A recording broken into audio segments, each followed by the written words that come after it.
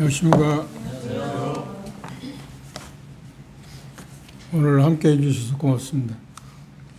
히브리서를 보겠습니다.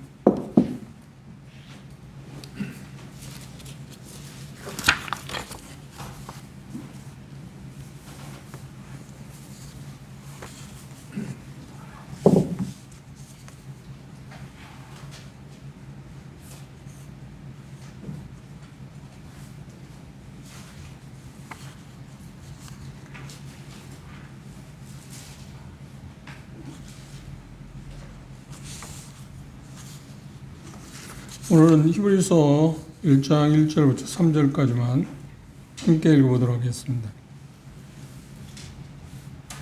히브리서 1장 1절, 2절, 3절입니다. 함께 읽겠습니다. 시작. 예측의 선자들로 여러 부분과 여러 모양으로 우리 조상들에게 말씀하신 하나님이 이 모든 날 마지막에 아들로 우리에게 말씀하셨으니 이 아들을 만유의 후사로 세우시고 또 저로 말미암아 모든 세대를 지으시느니라. 이는 하나님의 영광의 방패시요 그 본체의 형상이시라. 그의 능력의 말씀으로 만물을 맡으시며 죄를 정결케 하는 일을 하시고 높은 곳에 계신 기업의 우편에 혼자 앉아 계시느니라. 오늘 예고해드린 것처럼 히브리서의 서론에 대해서 생각해 보겠습니다.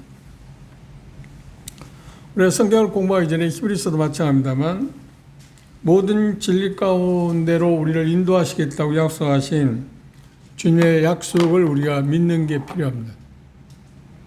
그런데 그 일을 누가 하시느냐 하면 실질적으로 성령님께서 우리에게 하나님의 말씀을 가르치시고 인도하신다고 하는 이야기인데, 그것이 왜 우리에게 중요하냐면 그걸 우리가 믿는다고 하면 성경을 공부하게 될 때 하나님께 우리가 기도할 수밖에 없습니다. 하나님, 무둔한 자로 하여금 깨닫게 해주십시오. 그러한 것들이 우리에게 대단히 중요합니다. 시편 119편 기자는 이렇게 하나님의 말씀을 접하면서 기도했습니다. 한번 보실까요? 시편 119편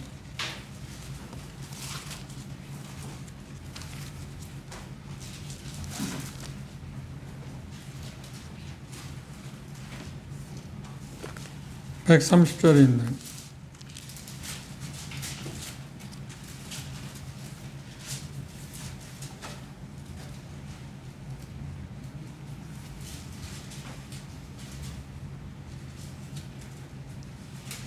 말씀을 음미하면서 한번 같이 읽어보겠습니다. 119편 130절 시작. 주의 말씀을 열므로 무던한 자에게 비춰 깨닫게 하나이다. 우리가 무둔한 자들입니다. 그런데 성령님의 비침을 통해서 우리가 이 말씀을 깨닫게 해달라고. 듣는 입장에서 필요한 게 뭐냐면 기도하는 마음으로, 또 기도하고 기도하는 마음으로 그 말씀을 정확히 이해할 수 있도록. 먼저 필요한 게 뭐냐면 우리 머리에 오고, 그 다음 가슴에 오고, 그 다음 우리의 손발을 통해서 나타나지는 것. 그것이 하나님께서 우리 주신 말씀의 효력입니다. 그걸 누가복음 24장의 말씀을 표현한다면 뭐라고 그러냐면 지적인 변화, 그 다음 정적인 변화, 의적인 변화. 먼저 알매의 단계가 있겠죠. 그 다음 그 알게 되면, 하나님의 말씀을 알게 되면 우리 마음 가운데 정적으로 그 즐거움이 있습니다. 그것으로 끝나면 안 되고 거기서 나가서 뭐냐면 그것에 따라서 움직이는 것, 의지적으로 움직이는 것, 그것이 하나님의 말씀을 접하는 우리의 태도여야 합니다. 그래서 그렇게 기도합시다. 히브리서를 공부할 때 지적으로, 정적으로 의지적인 변화를 가져오도록 해 주십시오. 그리고 말씀을 공부하게 될 때, 듣게 될 때 그 말씀의 정확한 의미를 성령을 통해서 비춰 주십시오. 그리고 또 하나 기도할 게 뭐냐면, 다른 때도 마찬가지지만 교회의 부흥은 어디에 있는가 하면 사도행전에 보면 하나님의 말씀이 흥왕했다는 말이 있어요. 흥왕했다. 그리고 하나님의 말씀이 세력을 잡았다. 하나님의 말씀이 흥왕케 해 주십시오. 그렇게 기도하는 마음, 기도하고 기도하는 마음으로 이 시간에 여러분들이 임할 수 있으면 좋겠습니다. 히브리서를 생각해 보면 첫째 수신자들이 나와 있습니다. 수신자들이라는 말은 히브리서를 쓴 사람이 누구를 대상해서 이 서신을 썼느냐 하는 것입니다. 그런데 말대로 히브리 그리스도인들에게 이 서신을 썼습니다. 그런데 다른 의미에서 보면 실상은 히브리 그리스도인들 초신자들이 아니고 좀 성숙된 사람들, 그러니까 시간이 좀 지났다고 이야기하고 있습니다. 그게 히브리서에 보시면 5장에 보시면 이미 너희가 선생이 되어서 가르칠 만한 사람인데 아직도 젖을 먹고 있느냐 하는 표현들 통해서 보면 시간이 꽤 지났다. 꽤 지났다고 하는 말이 뭐냐면 그 히브리서가 쓰여진 시기가 AD 65년으로 일반적으로 이야기를 합니다. 65년이라고 하면 교회가 시작한 게 33년, 아마 33년에서 35년에 시작되었으면 거의 25년이라는 세월이 흘렀지 않나요? 그렇죠? 그렇다고 하면 많은 시간이 흘렀는데 그 대상이 히브리 그리스도인들, 유대인들, 그러니까 기독교가 시작되는데 그 당시에는 기독교라고 하지 않고 유대인들의 시각에서는 뭐라 하냐면 나사렛 이단이라고 그랬습니다. 나사렛 이단. 나사렛 땅이라고 그렇게 이야기했어요. 왜냐하면 예수님께서 나사렛에서 오셔서 그래서 나사렛 사람이라고 마태복음 2장에 보면 그렇게 불려질 거라고 표현한 것처럼 그렇게 닉네임을 그들은 붙였습니다. 누가? 유대인들. 유대인이라고 하는 말은 유대교를 우리가 생각하시면 됩니다. 초기 기독교에 가장 어려움을 줬던 사람들이 누구냐면 이방인들도 아니고 실상은 유대인들입니다. 유대교 신자들, 유대교에 속해 있는 사람들이 가장 크게 핍박을 가했습니다. 그래서 이미 우리가 데살로니가전서를 공부할 때 본 것처럼 유대인들에 대해서 바울 사도는 이렇게 이야기했습니다. 다시 한번 그 부분을 우리가 볼까? 데살로니가전서 보십시오. 앞으로 넘기셔서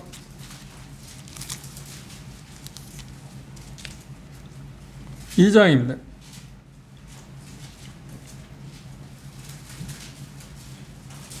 14절, 15절, 16절 보시면 형제들아 너희가 그리스도 예수 안에서 유대에 있는 하나님의 교회들을 본받은 자가 되었으니 저희가 유대인들에게 고난을 받은 것 같이 너희도 너희 나라 사람들에게서 동일한 것을 받았다. 데살로니가 지역 성도들이 많은 시련을 겪었는데 그건 유대교에서 예루살렘 유대 나라에서 유대 사람들로부터 고난을 받은 것 같이 너희도 그런 걸 받았다고 이야기했습니다.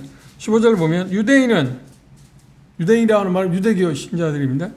주 예수와 선지자들을 죽이고 우리를 쫓아내고 하나님을 기쁘시게 아니하고 모든 사람에게 대적이 되어 우리가 이방인에게 말하여 구원 얻게 함을 저희가 금하여 자기 죄를 항상 채우심에 노하심이 끝까지 저에게 임하였다. 진노가 그들에게 임했다. 그러니까 진노가 그들에게 임한 그 가장 큰 시기가 어떠냐면 AD 70년. 그러니까 지금 히브리서 돌아와서 보면 65년에 히브리서를 썼는데 70년이면 얼마 본가요?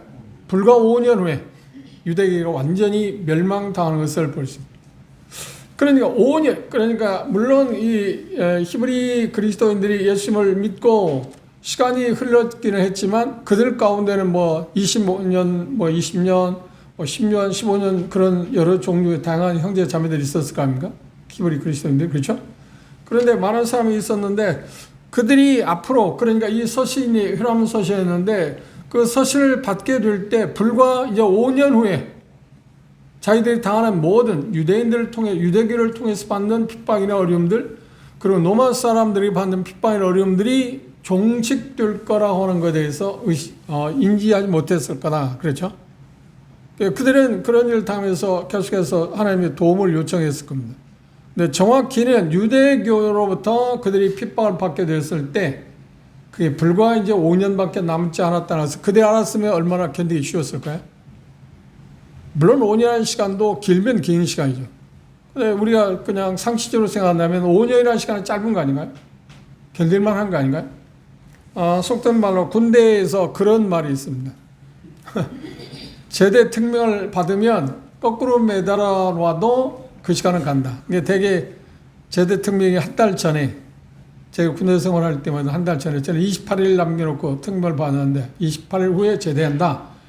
그때 28일은 꽤 긴 시간일 수 있지만 거꾸로 매달아도 그 시간을 간다. 아무리 어려운 일이 있어도 시간은 그 짧다 하는 부분을 그런 속된 말로 그렇게 표현하고 있습니다. 근데 어떤 면에서 이 히브리 그리스도인들이 5년 후에 유대교가 그들이 자꾸만 유대교로 그들은 돌아가고 있는데 그 얼마나 모순인가 하는 것들에 대해서 좀 참았으면 될 텐데 왜 그걸 못 참았지? 그런 것들을 우리는 이미 지나간 과거니까 우리는 보지만 그들의 입장에서 보면 아직 그게 보이진 않잖아요. 근데 예수님께서 이미 말씀하신 자들, 그들에게, 유대인들에게 하나님에 대해서 계속 그런 태도를 취할 때 그들이 형벌을 받게 될 거라는 것을 여러 가지 사복음서에 특별히 비유를 통해서 그분이 말씀하신 일이 있었습니다. 곧 멸망할 거라고 하는 것을 그들이 진노, 심판을 받게 될 거라는 것을 예수님이 말씀하셨지만 그러나 중요한 건 뭐냐면 정작 우리가 어떤 어려움을 당하게 되면 우리가 당하는 어려움과 비교할 수 없는 겁니다. 유대인들이, 히브리 그리스도인들이 당하는 어려움은 상상할 수 없는 건데 그 어려움들을 당하게 되면 그것들을 잘 생각지 못해요. 왜 내 앞에 와 있는 것이 크게 보이고 그 하나님께 말씀하신 것에 대해서 우리 마음을 지배하기가 생각보다 어렵습니다. 그래서 항상 우리 하나님의 말씀에 창념하는 것이 대단히 중요합니다. 그런 부분들을 우리가 기억해 놓는 것도 필요할 것입니다. 그런데 유대교 그 히브리 그리스도인들에게 전했는데 어떤 분은 이 히브리 그리스도인들에게 적용하기는 했지만 히브리서의 내용을 보면 세 종류의 히브리인들에게 전해졌다. 첫째는 확신한 사람들, 그렇죠? 여기 표현 가운데서 나와 있는 것처럼 뭐라고 표현했냐면 그렇게 말했어요. 하늘에 부르심을 입은 거룩한 형제들이라고 표현했어요. 대단히 확실하고 그래도 그 시간이 많이 흐른 그리스도인들, 정말 거듭난 히브리 그리스도인들이 대상이고요. 또 하나는 어떤 사람들이냐면 그래서 말씀드린 것처럼 5장 12절에 있는 것처럼 초신자들은 아니었다. 물론 초신자들도 있죠. 초신자들 있긴 해있죠. 그렇죠. 65년에 썼지만 그때 당시에 구원받은 사람도 있을 거 아닙니까? 그러나 일반적으로는 좀 오래된 형제 자매들에게 이 서신이 대상이었다 하는 거하고 그 다음 두 번째는 히브리인들은 히브리인데 유대교에서 지금 못 빠져나오긴 했지만 복음을 들었던 사람들, 예수님에 대해서 어떤 쪽에서 보면 지성적으로 알고 있는 사람들, 그 사람도 히브리서의 대상이었다고, 수신자들 중에 하나였다고 생각할 수 있습니다. 그리고 또 한 부리는 유대교에서 빠져나오진 않았지만 유대교에 머물고 있지만서도 기독교가 참 좋다고 생각하고 있는 사람들, 그런 사람들. 그런데 물론 그들에게 다 수신자라고 할 수 있지만 가장 중요한 것은 뭐냐면 히브리서의 수신자들은 이미 거듭난 그리스도인들인데, 히브리 그리스도인들인데 그들이 시련 때문에 지금 대단히 어려움을 겪고 있는 그런 상황에서 이 서신서가 써여졌다. 우리 영재 형제가 AD 64년에 네로가 노마에 불을 지르갖고, 그러니까 그 당시 역사가들은 네로가 미치광이라고 생각합니다. 자기가 시도 잘 시도 못하는데 그 북한을 보고 시를 쓰고 노래하고, 그래 여러분들 코바디스는 영화를 보면 그 미치광이 모습이 나오죠. 정말 미치광입니다. 미치광이라고 할 수밖에 없는 게 자기 아내 죽이는 것을 일삼았으니까. 미친 사람이 아니고 짐승이 아니고 어떻게 그런 일을 할 수 있습니까? 그렇죠? 그때부터 시작해서 65년이니까 이제 그게 다랬다. 이 히브리 그리스도인들은 어떤 면에서 보면 유대교 히브리인들을 통해서 말할 수 없는 어려움을 겪었을 뿐만 아니라 이방인인 로마에 있는 사람들의 그리스도인들, 히브리 그리스도인들은 오히려 또 어떤 외부에서부터 어려움을 겪게 됐다. 그러니까 고사성에 설상가상이라는 그런 표현을 쓰지 않아요? 이리 가도 당하고 저리 가도 당하고 여기 가도 뺨맞고 저기 가도 뺨맞는 시. 그러니까 자기 동족들에게서 가장 큰 학대를 받았고 더 나아가서는 믿지 아니하는 이방인들을 통해서도 핍박을 받았다. 이방이라고 하면 노아 사람들이죠. 그런 부분들이 그 당시 수신자들의 형편이었다. 좀 더 우리가 후에 생각할 것입니다만. 그리고 여기 수신자들 가운데 빼놓을 수 없는 것이 뭐냐면 사도행전 8장을 한번 보실까요?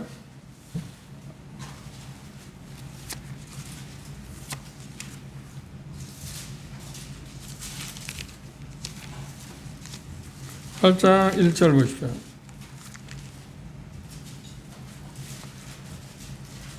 사울이 그의 죽임당함을 마땅히 스데반 죽음에 대해서 순교에 대해서 합니다. 그날에 예루살렘에 있는 교회에 큰 핍박이 나서 사도유회는 다 유대와 사마리아 모든 땅으로 흩어졌다. 그날에 예루살렘에 있는 교회, 예루살렘에 있는 교회가 뭐냐? 예루살렘 교회잖아요. 최초의 교회. 그때 엄청난 핍박이 일어났다고 이야기합니다. 그런데 이 핍박자의 주인공은 누군가요? 유대교 신자들이 교회에 핍박을 가해왔습니다. 대단히 심각한 핍박입니다. 그런데 표현하고 있는 것처럼 이런 상황, 히브리 그리스도인들이 사도행전에 나오는 히브리 그리스도인들이 이런 상황에서 지금 방황하고 있을 때 히브리 저자는 그들을 뭐하기 위해서? 격려하기 위해서. 여러분들이 현재 지금 당하고 있는 일이 여러분만 당하는 게 아니라 히브리 11장 우리가 공부한 것처럼 믿음의 조상이었던 사람들, 선진들이 똑같은 일을 당했다. 아니야, 그뿐만 아니야. 여러분들이 구주라고 말하고 있는 주님이라고 부르고 있는 주님도 그런 일을 당했다. 애매하게 그런 일을 당했다.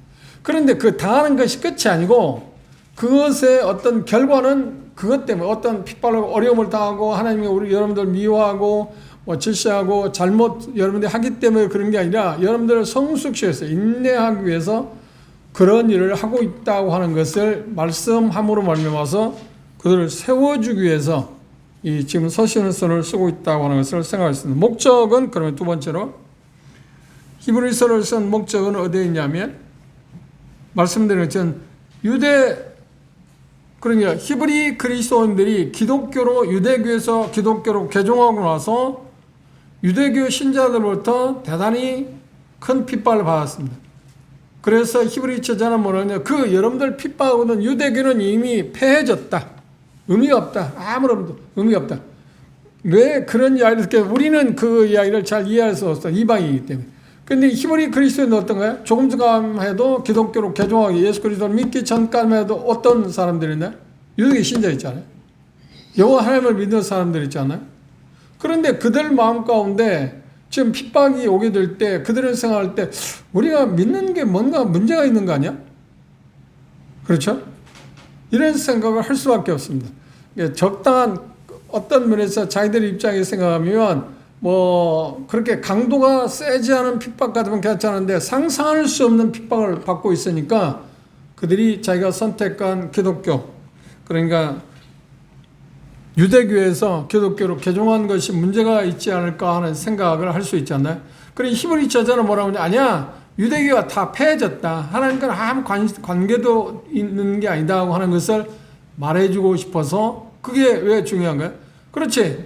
마치 허수아비를 붙잡고 있는 사람은 없잖아요. 허상을 붙잡고 살 사람은 없잖아요. 그렇죠. 아무리 핍박이 온다 할지라도 어떤 옳은 것, 진리를 때문에 어려움을 당당할 때 감당할 수 있잖아요. 그런데 허황된 것을 붙잡고 있을 때 그것이 무슨 의미가 있나요? 그래서 허황된 것에 의지하기보다는 어려움을 겪는 쪽에 순수한 진리의 편에 있는 것이 좋다고 하는 것을 그들로 하여금 히브리 그리스도인에게 일깨우기 위해서 이 서신을 썼습니다. 그것들을 하나가 있고요.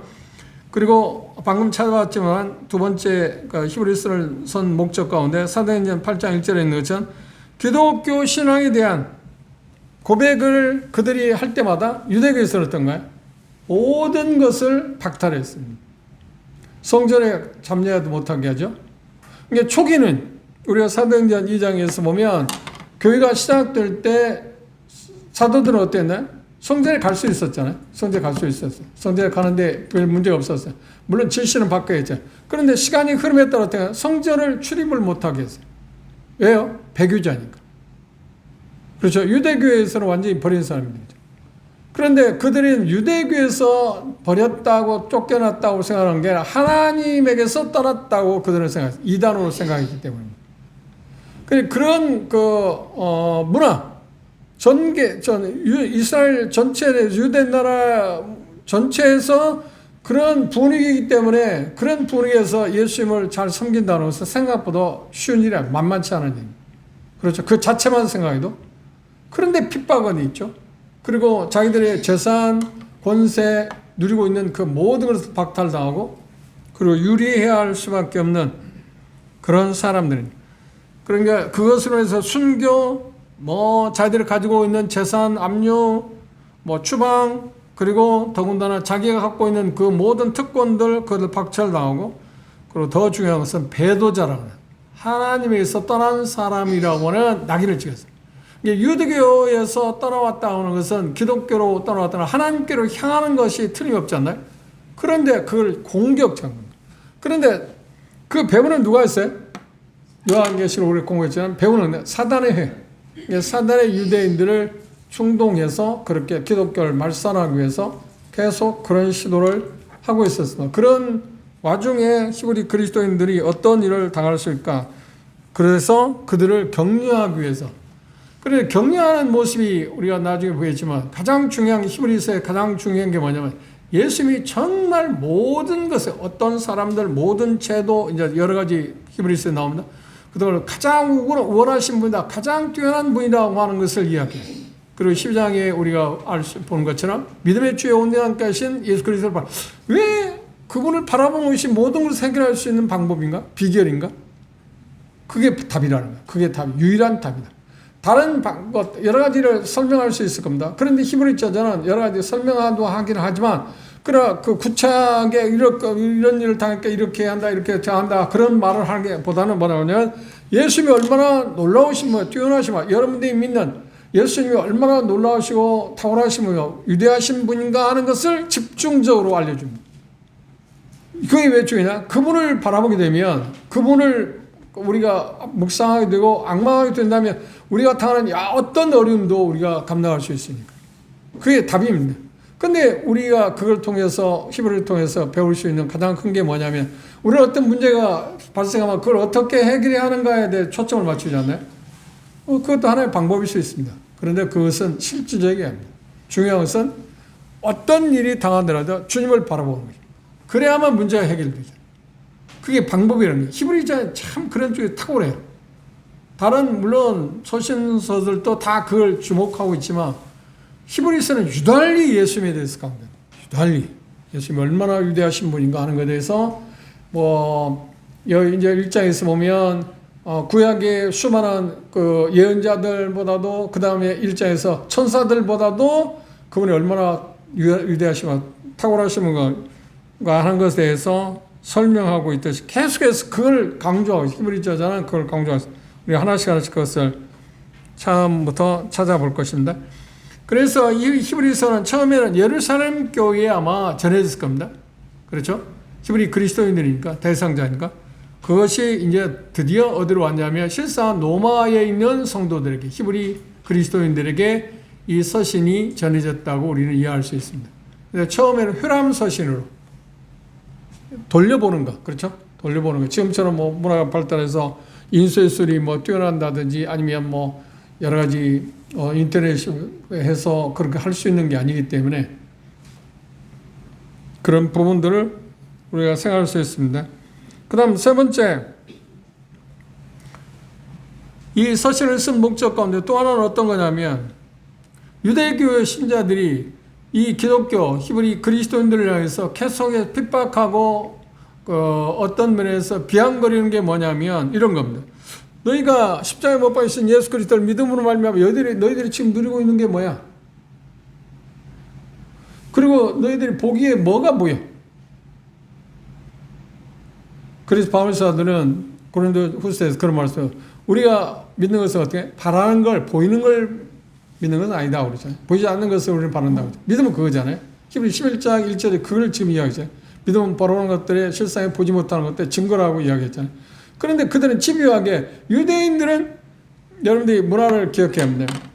그 고린도전서 1장에서 그렇게 표현했어요. 유대인들이 가장 중요시 여기는 게 뭐냐? 표정. 그래서 요한복음에는 7개 그러니까 그분이 부활하시기 전에 7개의 표적을 보였습니다. 그 표적을 보여준 이유가 뭐냐면 그분이 하나님의 아들이라는 것을 믿도록 하기 위해서 보여줬어요. 그러니까 유대인들은 항상 뭘 보느냐? 표적을 봐요. 표적. 그 다음 표적. 그러니까 표적이란 뭐예요? 눈에 보이는 거, 가시적인 거. 그런데 기독교는 가시인가요? 보이지 않는가? 그건 안 보여요. 그런데 그걸 집요하게. 그런데 이들이 지금 어떤 사람들인가? 기독교로 개종했지만 표적을 보고 산 사람들이에요. 평생 동안 자기 조상 때부터 계속 표적을 보고 신앙의 근간이 기초가 그것이었거든. 그런데 그들에 대해서 말해요. 너희들이 예수를 십자가에 못 박혀 돌아가신 예수, 그건 지금 신성 모독죄로 죽은 사람이다. 그리고 우리 민족은 우리 그 종교 지도자들은 그 이단이라고 해서 신성 모독자라고 해서 처단한 거다. 그런데 그분을 여러분들이 믿는다고 그래서 네가 그 예수를 믿는다고 해서 지금 보는 게 뭐야? 누리고 있는 게 뭐야? 있어요, 없어요? 없어요. 다 부정적인 게 뭐 있잖아요. 부모가 예수 그리스도를 믿는 히브리 그리스도인들 자기 자녀를 보면 뭐라고 해요? 너 미쳤잖아. 네가 지금 다 하는 게 뭐야? 예수님이 너에게 준 게 뭐야? 해주는 게 뭐야? 하나님이라고 않고 그들은 자기들은 유대교니까 하나님이라고 말하고 예수교는 누구예요? 예수님이지. 그런데 예수님이라고 유대교에서 말할 때 그 예수님이 어떤 분이에요? 신성 모독자라니까. 그래 합당하게 처형받은 분이잖아요. 부활하신 것 의미가 없어요. 그대로 있었어요. 이미 다 세뇌 당했으니까. 그죠? 그럼 보이는 게 뭐가 있냐고 하는 거야. 그러니 참 어렵잖아요. 우리들은 그 유대교 신자라지만 표적을 중시 여기는 사람이 하지만 그래도 모든 인류는 어떤 거예요? 보는 것을 우리는 중시 여기잖아요. 보는 것. 보이지 않는 것은 가상적인 건 의미가 없다고 생각해요. 보는 것. 그런데 여기는 어려서부터 계속해서 보는 것의 중요성을 표적을 중요시 여기던 사람들인데 보니까 예수를 믿고 나니까 보이는 것은 아무것도 없잖아요. 쉽게 말하면 복이라고 하는 게 없다는 거예요. 다 재앙, 뭐 어려움만 당하는 것밖에 없어요. 그래서 히브리 저자는 뭐라고 하냐? 아니야, 신앙은 보이는 것이 전부가 아니다 라고 하는 이야기를 하고 해요. 이유는 뭐야? 지금 똑같은 이야기입니다. 그들을 너희가 믿는 예수 그리스도를 믿는 것이 허황되는 게 아니고 그 참된 것을 믿고 있다 라고 하는 이야기를 히브리 그리스도인들에게 알려줄 필요성이 있었어요.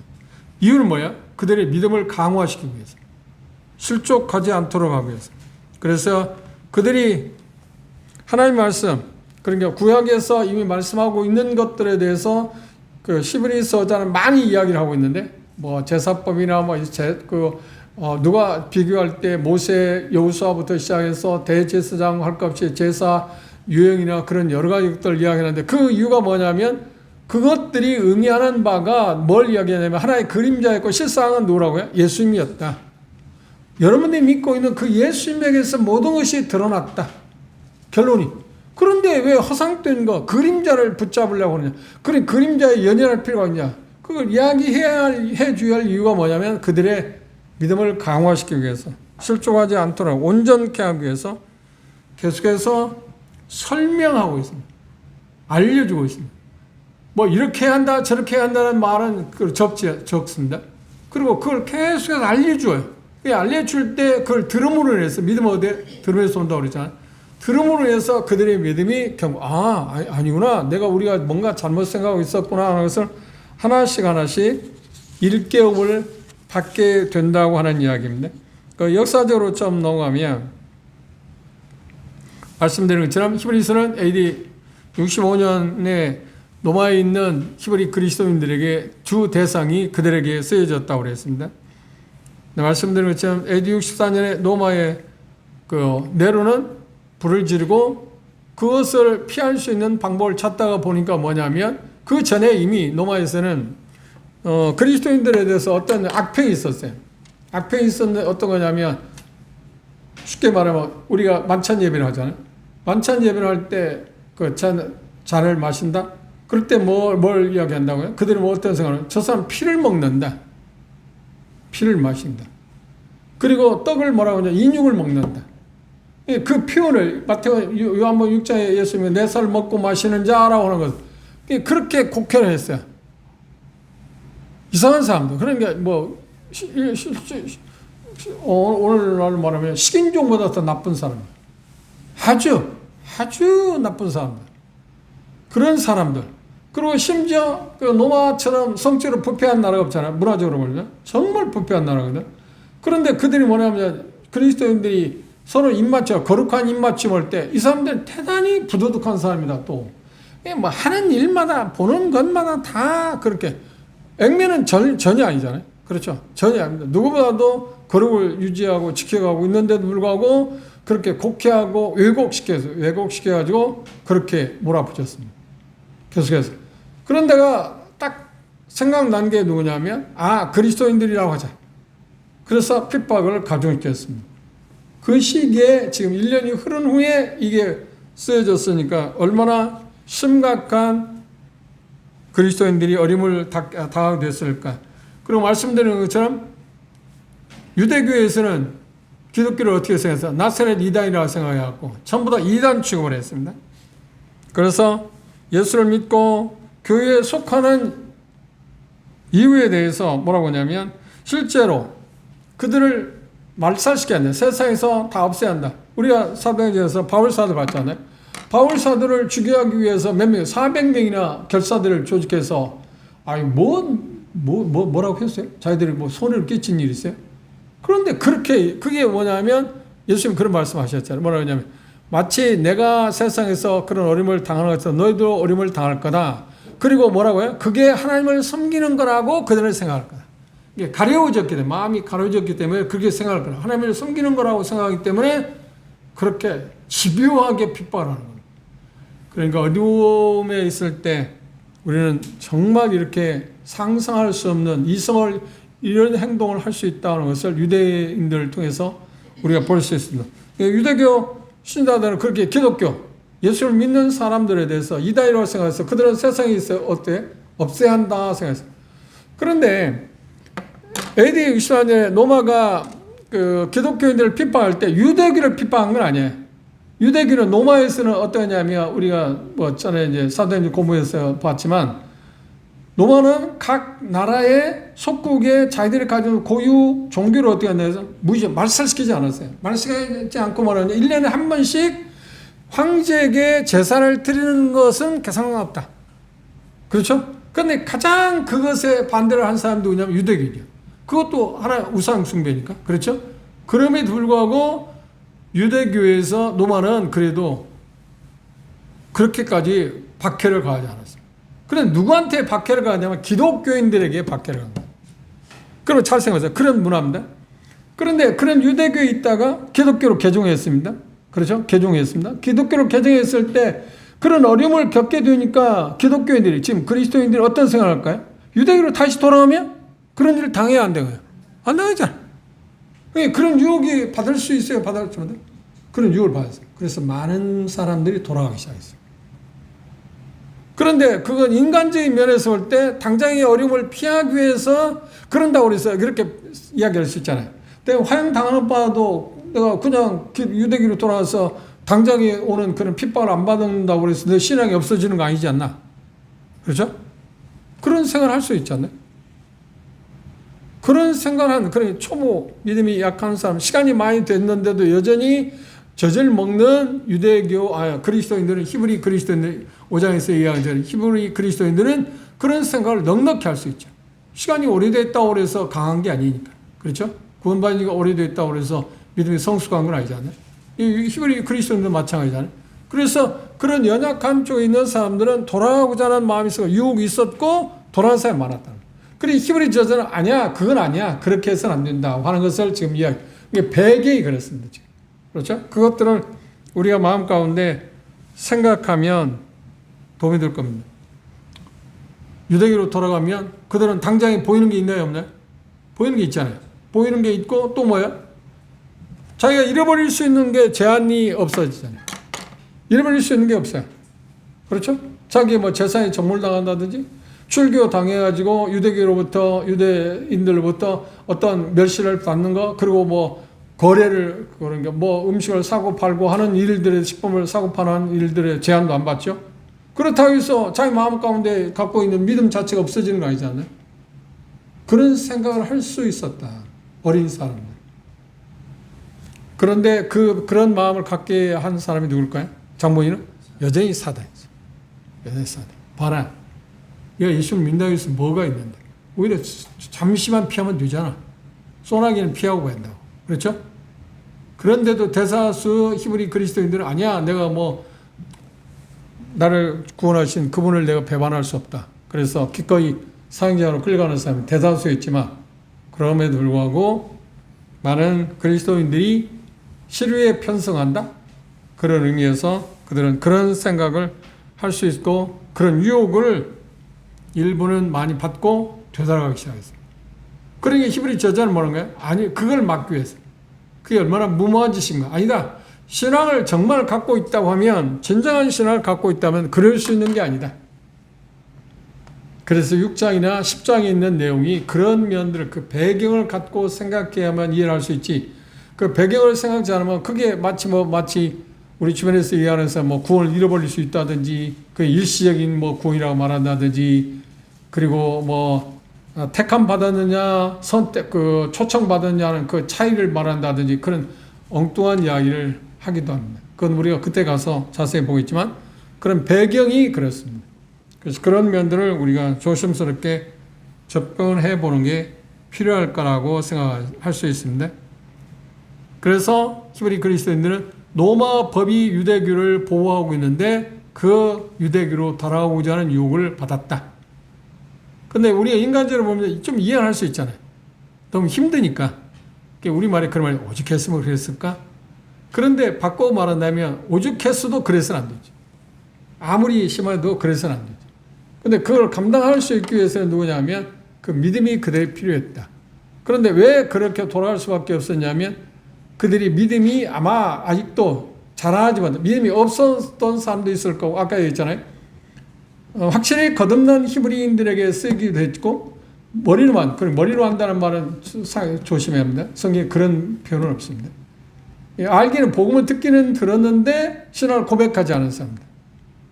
참 신자가 아닌 사람들이죠. 그죠? 그리고 유대교에 머물고 있지만 그냥 복음을 들었던 사람들. 그래서 그들 가운데 처음에는 기독교에 대해서 좋은 모습이 보이니까, 우리가 사도행 2장에 보면 그렇잖아. 그런 모습을 보고, 그래, 좋은 모습이라는 게 어떤 거냐면 그 당시 문화를 우리가 기억해 줘야 돼요. 예수님께서 이 세상에 오실 때, 침례원이 이 세상에 와서 회개하라 천국에 갖고 왔다고 말씀하실 때, 그 당시 유대인은 어땠냐면 부패할 때를 부패했어요. 그들이 대제사장도 있고 성전도 있고 다 있었지만 부패할 때를 부패했다니까. 얼만큼 부패했다고요? 장사꾼, 전부 다 장사꾼이었다. 그러니까 장사꾼이었다는 말은 뭐냐면 종교를 빙자해서 치부하는 일을 일삼면서, 그러니까 정말 세상에 제일 저질적인 사람입니다. 스몰적으로 그런 말을 했습니다. 종교를 빙자해서 치부하는 사람이 가장 저질적인 사람입니다. 당시 대제사장도 그랬어요. 그렇죠. 우리가 볼 수 있잖아. 그런 면들 수없이. 심지어 예수 그리스도 십자가에 못 박혀 죽이고 나서 부활할 것이 두려워서 부활을 따오면서 믿기 전하지 못해서 간수들이 돈을 들여서 그걸 거짓말 시키는. 그런 게 부패할 때를 보면, 그런 게 회개하는 천국에 갖고 왔다는 말은 긍정적으로 말하면 뭐냐면 유대교에서 떠나는 거예요. 유대교 떠나는 거예요.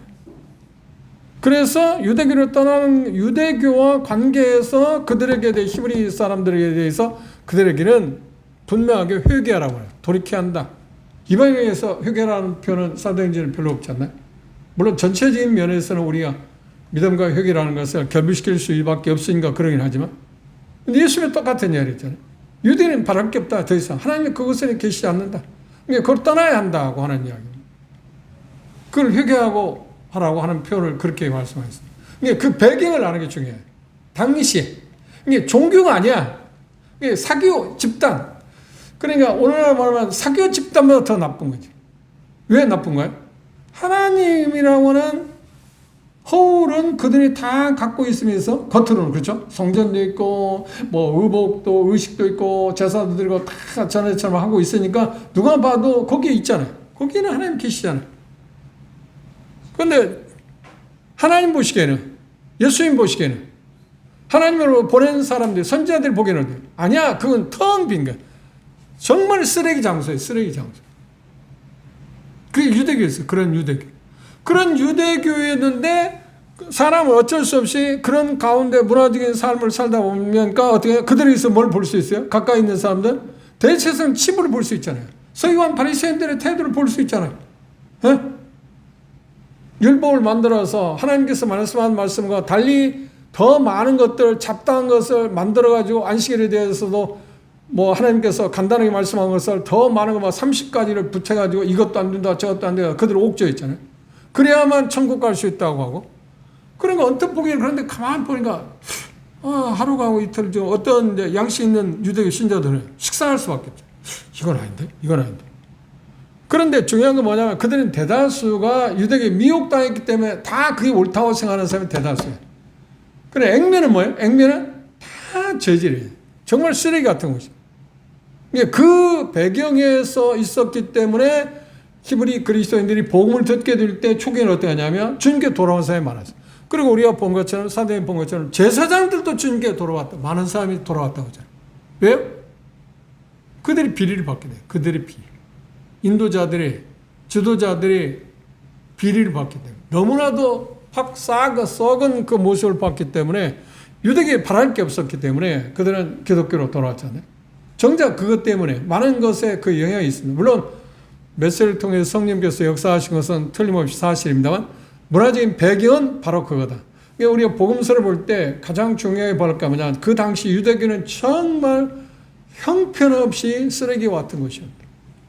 사기 집단보다 더 나쁜 거죠. 사기 집단보다 더 나쁜 거죠. 하나님을 빙자해서 돈을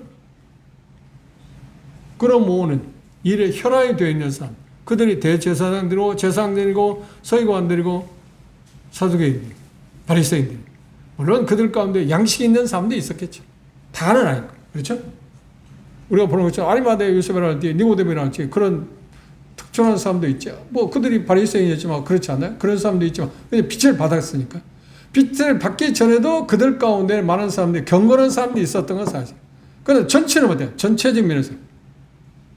전체의 면에서는 그렇게 형편없는 쪽으로 전락해 있었다는 문화를 우리가 생각하는 게 대단히 중요해요.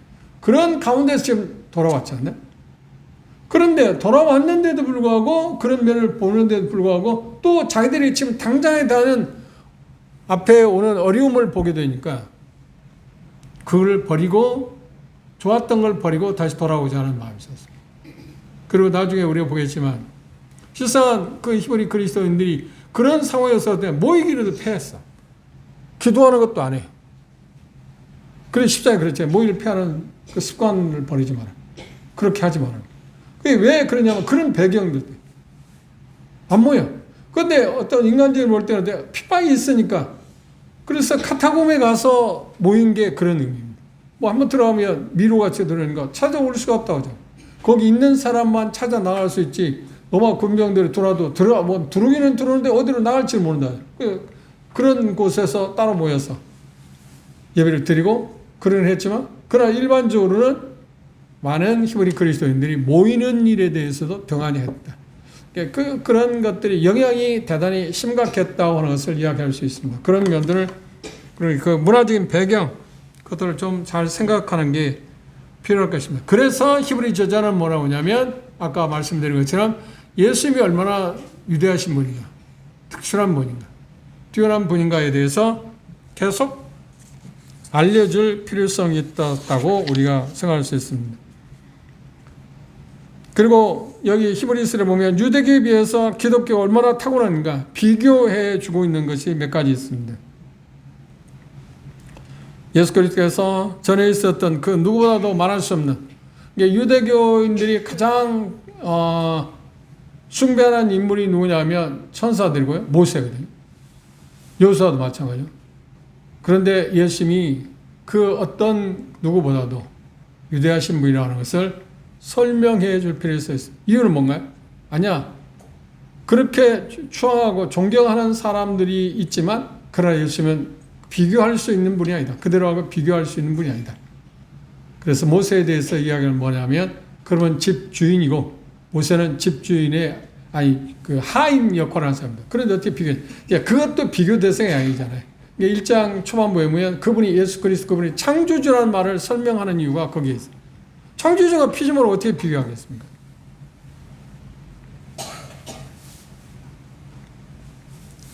그래서 1장 1절 3절에 있으면 예수 그리스도께서 세상에 당시 선지자 어떤 선지자도 위대한 분이라고 하는 것을 설명하고 있습니다. 그 다음 천사보다도 얼마나 우월하신가. 그리고 모세보다, 그 다음 여호수아보다, 그 다음 아론보다, 그리고 유대교의 전체 의식보다도 기독교가 얼마나 영광스럽고 아름다운 것인가. 그리고 그리고 구약의 각 개인마다도 그러니까 믿음의 선진들 11장에 우리가 공부하고 있어요. 믿음의 선진들마다도 12장에 예수님이 얼마나 놀라우신 분인가 라고 하는 것을 또 설명하고 있습니다. 더 낫다고 하는 더 낫다 더 낫다라고 하는 표현을 계속하고 있습니다. 그런 면들을 우리가 이제 찾아가 볼 것입니다. 하나씩 하나씩 찾아가 볼 것입니다. 우리는 서론적인 부분을 다음 시간에 좀 더 이어갈 거라고 생각합니다만 중요한 것이 제일 중요한 게 뭐냐면 히브리서를 썼을 당시에 유대교의 문화, 형태, 그 당시 상황 그것들을 우리 마음가운데 기억하고 그것이 우리가 히브리서를 해석하는 데서 가장 중요한 부분이에요. 바탕입니다.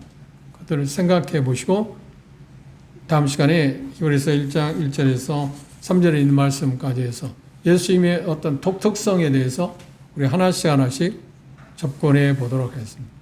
말씀드린 것처럼 특별히 계속 기도하고 그렇죠? 오실 때뿐만 아니라 이러면 그 시간 날 때마다 기도하실 때 뭐라고요? 우둔한 줄 알고 이 하나님의 말씀을 깨닫게 해달라고 그리고 하나님의 말씀이 흥황하게 해달라고 그리고 그러기 위해서 성령님이 나타나면 도우심이 필요한데 성령님이 도우셔서 그렇게 하게 해달라고 그런 기도와 그리고 그런 마음으로 임하시기를 바랍니다. 기도합시다.